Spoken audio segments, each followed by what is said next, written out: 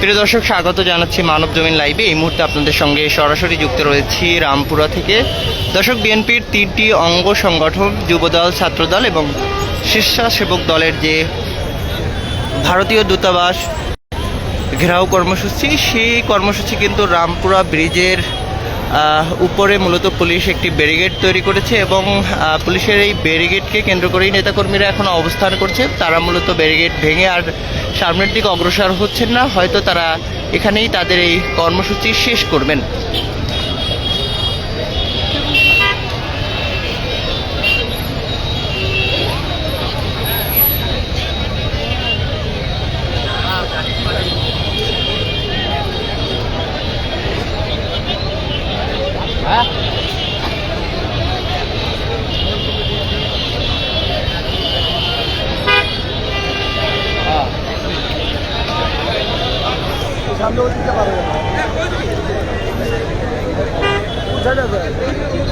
মূলত সকাল 11টা নাগাদ নয়াপল্টনের বিএনপির কেন্দ্রীয় কার্যালয়ের সামনে থেকে বিএনপির 3টি অঙ্গ সংগঠন এই কর্মসূচি শুরু করে এবং তারা মিছিল নিয়ে মূলত এই মুহূর্তে রামপুরা ব্রিজের উপরে অবস্থান করছে।